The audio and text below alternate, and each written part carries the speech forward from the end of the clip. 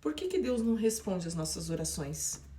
De todas as orações que você já fez, ou melhor, vou colocar aqui, vai, em um mês, as orações que você faz, as coisas que você pede, quantas porcentos delas Deus já te respondeu? Você já parou para pensar nisso? Bom, eu como autista neurodivergente, com superdotação, eu já falei aqui em vários vídeos que as coisas precisam fazer sentido. Hoje eu tô fazendo um lanche. E aí, nunca fez muito sentido pra mim essa coisa de ficar pedindo, e parece que Deus não ouve, sabe? Às vezes é como se fosse em vão, né? A gente fica lá de joelho, orando e clamando e pedindo. E aí tem até um ditado que diz, né? Que quanto mais eu rezo, mais assombração me aparece. E parece que é exatamente desse jeito. Inclusive, eu não sei se você tem essa sensação, mas parece que aquela música, ela é muito realista. Porque ela fala assim... E o motivo todo mundo já conhece, é que o de cima sobe e o de baixo desce, né? E aí, existe um versículo que também fala assim, ó. Aquele que muito tem, mais lhe será dado, e o que pouco tem, até o pouco que tem, lhe será tirado. Cara, como autista, vocês não têm noção de como isso fica na minha cabeça. Ficava. Era loucura. Eu sei que talvez esse vídeo fique parecendo mais um vídeo de conversão, de religioso, mas esse é o objetivo aqui. É só para vocês entenderem como eu vou chegando a umas conclusões muito loucas. E aí, é claro que muitos até desistem de crer em Deus justamente por isso. Porque a igreja diz que Deus responde, mas é como se você ficasse fazendo um monólogo o tempo todo e parece que não tem resposta nenhuma, né? Principalmente quando isso envolve o sobrenatural. A cura de um doente, a salvação de uma pessoa que está no meio das drogas, numa bebida alcoólica, um milagre que você precisa. Aí, nesse momento, parece que o céu vira de bronze. Não tem resposta nenhuma. Você também tem essa impressão? E aí, isso é muito ruim porque a igreja, a religião, ela diz o quê? Que a gente tem que ficar orando, que a gente tem que ficar fazendo campanha, que a gente tem que fazer um jejum, e tem que fazer, e tem que pedir, né? Aí Deus vai ouvir. E aí, existe aquela filinha que eu odeio, que é a fila do não, sim e espere. Você já ouviu falar nela? Normalmente os pastores, os líderes religiosos, eles dizem assim, irmão, se você ainda não recebeu o seu sim, fica tranquilo. É que Deus, você está na fila do espere, Deus ainda não te deu um não, continue, persevere em oração. E aí, passa-se o tempo, às vezes até anos, e você continua lá na fila do espere. Isso não é meio estranho para você?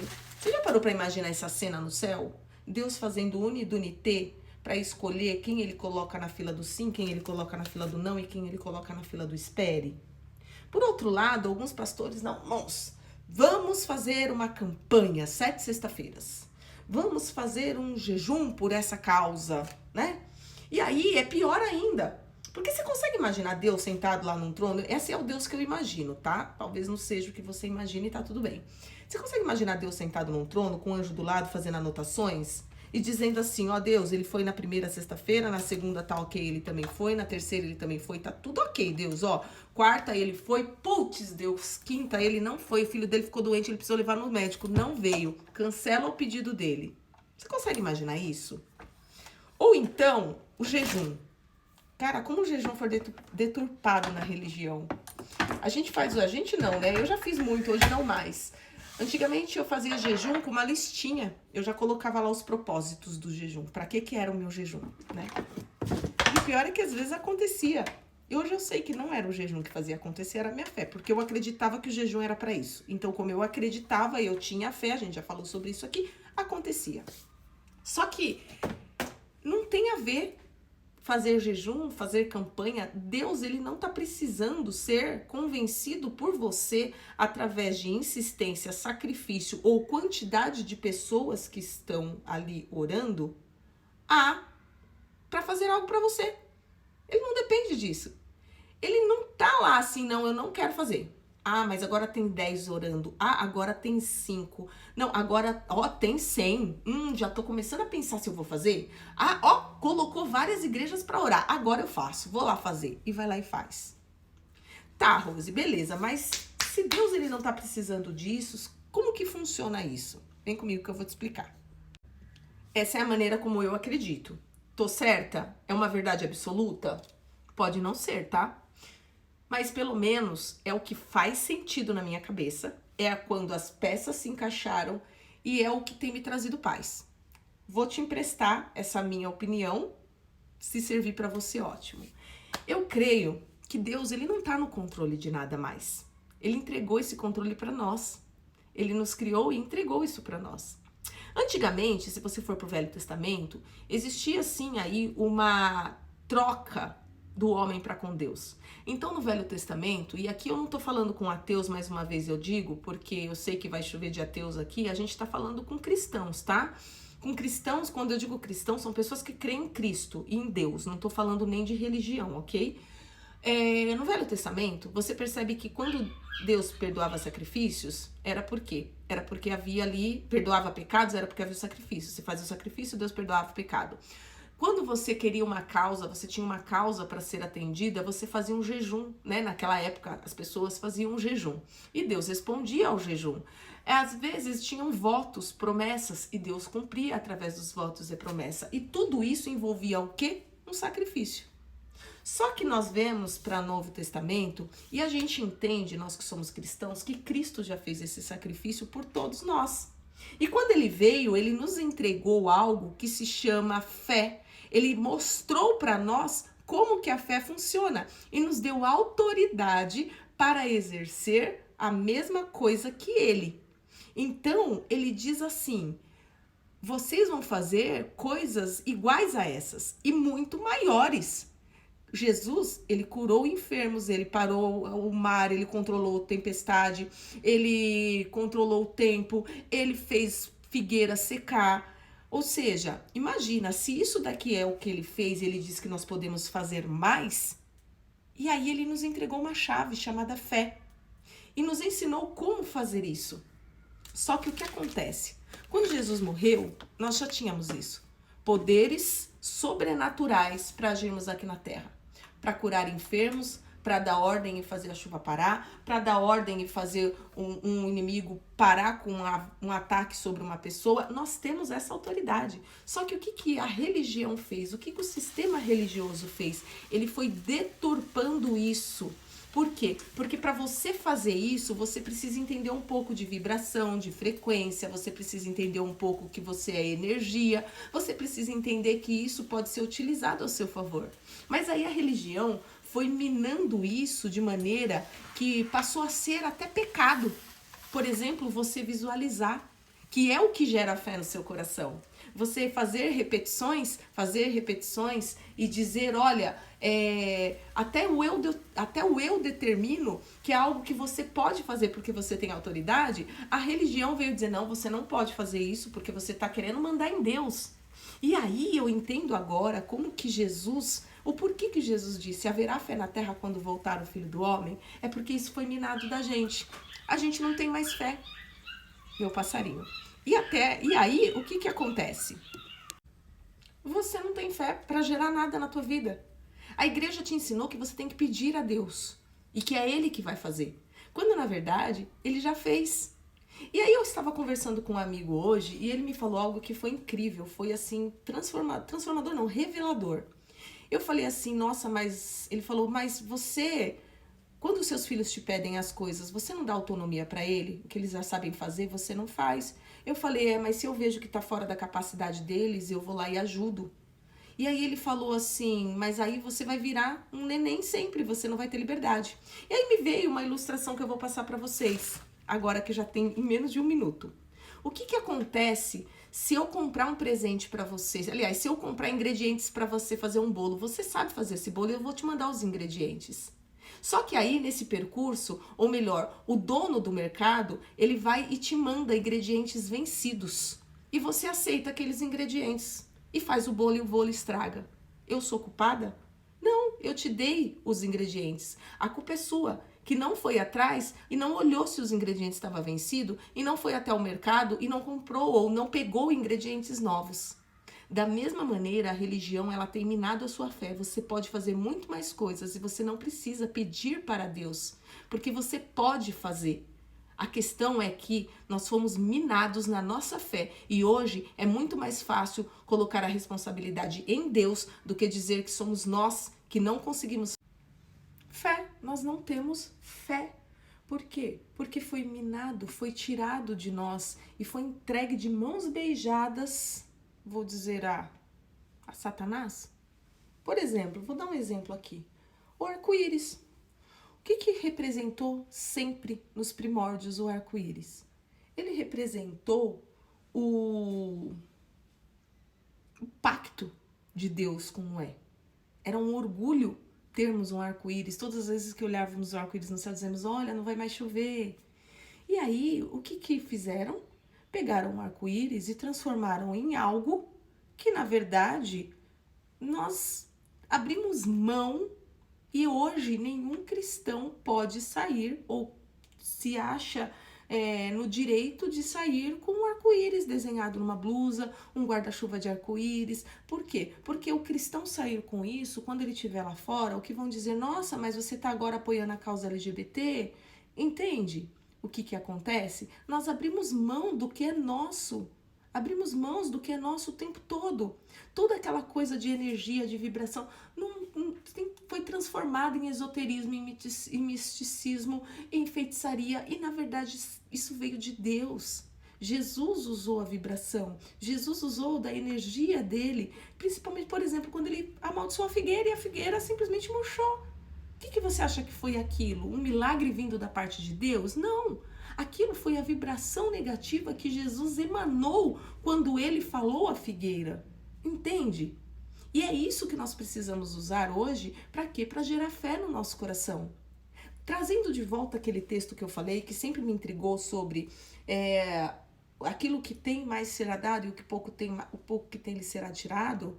Nada mais é do que exatamente aquilo que você é o que você recebe. Aquilo que você tem dentro de você é o que você atrai. Então, se você tem uma mente de pobre, se você tem uma mente de escassez, é isso que você vai atrair.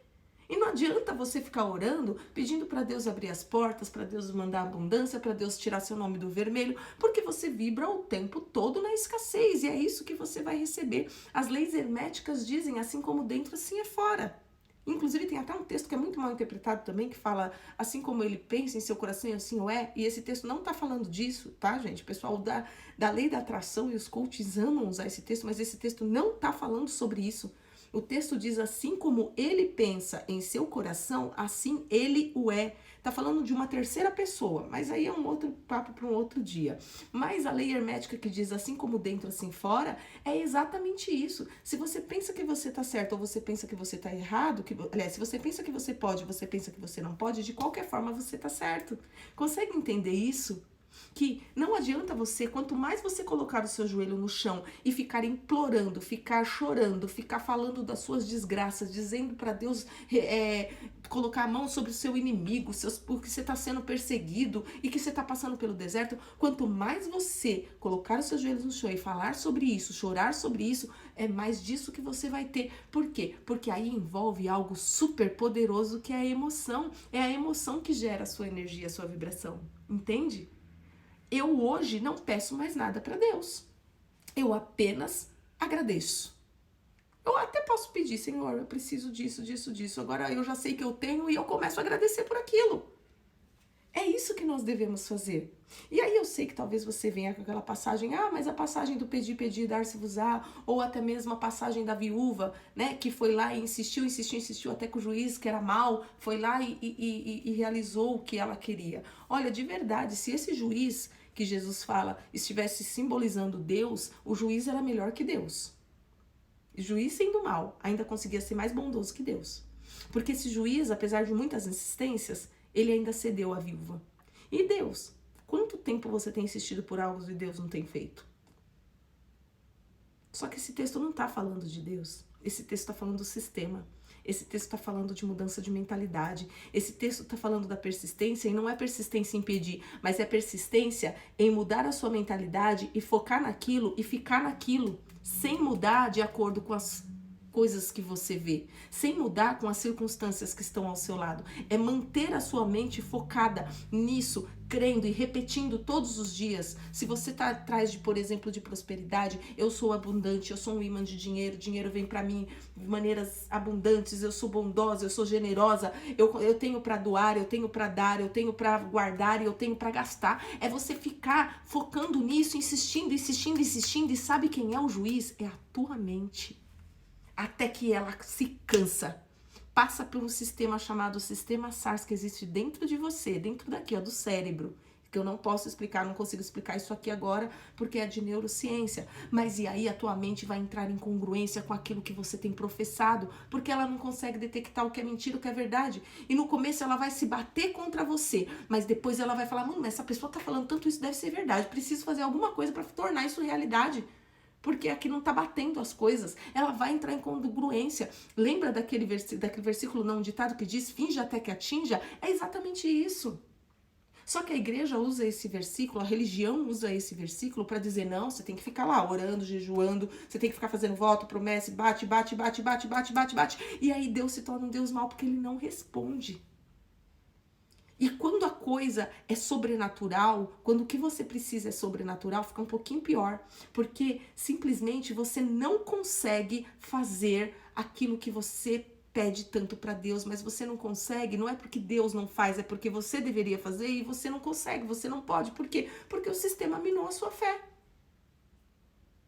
É o que eu tenho. Olha, esse vídeo já tá indo para quase 20 minutos. E é isso que eu quero te dizer. Pare de colocar a culpa em Deus. Pare de dizer que Deus não te responde. Pare de dizer que Ele é responsável pelas catástrofes. E ainda tem uma coisa. Muitas das coisas que acontecem com a humanidade não tem a ver com Deus. Tem a ver com o livre-arbítrio.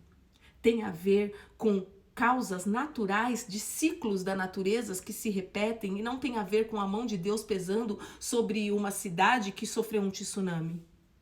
Não é Deus pesando a mão, é a natureza tendo o seu ciclo. E muitas das vezes também é o homem interferindo na natureza onde não devia, colhendo consequências daquilo que ele faz. E isso é fato. Colheita versus plantio versus colheita. A Bíblia também diz isso. Não adianta você colher vento e querer você plantar vento e querer colher bonança. Você vai plantar vento e vai colher tempestade. E isso serve para tudo. Para tudo. É causa e consequência. Não é Deus pesando a mão, não é Deus não respondendo, é as suas atitudes, talvez de passados atrás, de coisas que você fez lá atrás, que você está colhendo agora, mas você não percebeu. E aí, o que a gente faz? O que a igreja faz? Irmão, todas as coisas cooperam para o bem daqueles que amam a Deus. É Deus tratando, meu irmão. Tire uma lição disso. Sempre nós usamos justificativas para querer continuar amando Deus. Só que, na verdade, essas justificativas, elas seriam muito mais fáceis de entender se você tirasse a culpa de Deus e colocasse em você. Não é que Deus não existe. Ele existe. Mas você quer dar a ele responsabilidade que não é dele. Ele não está no controle. Ele está no comando e é diferente. Já falei aqui sobre GPS. O que está no comando é o GPS, mas se você quiser virar para a direita ao invés de ele tá te mandando virar para a esquerda, se você bater no muro, se você cair num precipício, a culpa não é do GPS, porque ele não está no controle, ele está no comando e ele está te dando os comandos. Deus, ele te deu todos os comandos. Os comandos estão todos na palavra, que já foi totalmente também deturpada. Os comandos estão no buscar a sabedoria, a inteligência, o conhecimento.